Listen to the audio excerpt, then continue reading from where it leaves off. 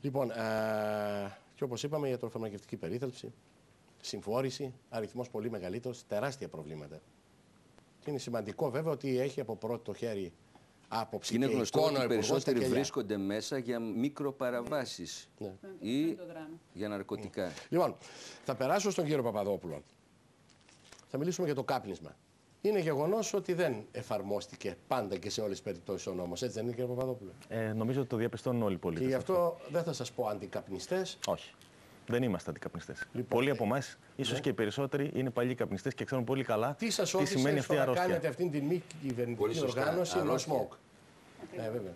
Κοιτάξτε, να ξεκαθαρίσω κάτι εξ αρχής. Δεν υπάρχουν διαστρατόπεδα.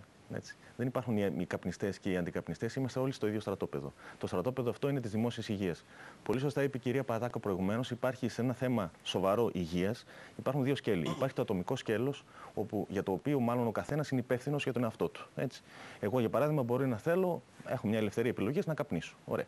Υπάρχει όμως και το σκέλος, το σοβαρότερο σκέλος, και το οποίο είναι μέλημα της πολιτείας και ημών των ενεργών πολιτών, όλων μας, και συγκεκριμένα της δικής μας οργάνωσης της www.nosmoke.gr, τη βρίσκουμε στην ιστοσελίδα της NoSmoke.gr, είναι μια μη κυβερνητική οργάνωση.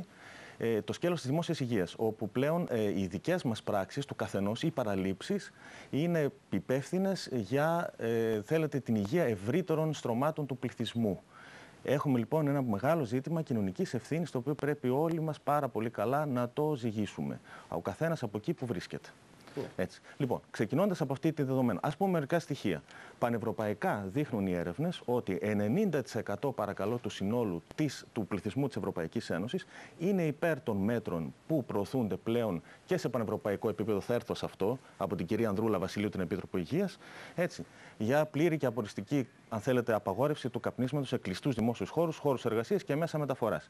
Και μάλιστα και στη χώρα μας γύρω στις 80% και των ίδιων των καπνιστών θέλουν αυτά τα μέτρα. Ναι. Εσείς ζήσατε αρκετά χρόνια στο Παρίσι, έτσι δεν είναι? Ναι. Ήμουν καθηγητής πολλά χρόνια. Πόσο καιρό έκαναν οι Γάλλοι πολίτες, άντρες και γυναίκες, να εμπεδώσουν, να αφομοιώσουν και κυρίως να καταλάβουν ότι αυτά τα μέτρα αφορούν στη δική τους την υγεία και είναι θέμα κοινωνικής ευθύνης? Πόσο καιρό? Γιατί εδώ πέρα φαίνεται ότι έχουμε χωριστεί σε δύο στρατόπεδα και ότι ψάχνουμε συνεχώς παραθυράκια για να κρατήσουμε. Αυτό είναι αλήθεια.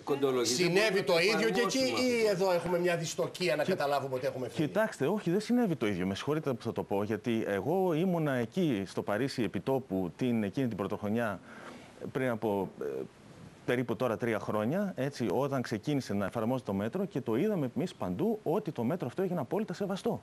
Και από τους ίδιους καπνιστές, οι οποίοι με χαρά το κάνανε, βγαίναν έξω, και υπήρχε και μια, θέλετε, κουλτούρα του καπνιστή, ο οποίος θα βγει έξω και θα συσπηρωθούν μεταξύ τους και θα υπάρχει, λέει, και μια άλλο είδους κοινωνική ζήμωση. Και μετά θα ξαναμπεί πάλι στην παρέα του. Λοιπόν, δείτε τώρα, δείτε το κι εσείς και η κυρία Πατάκα και ο Παύλος.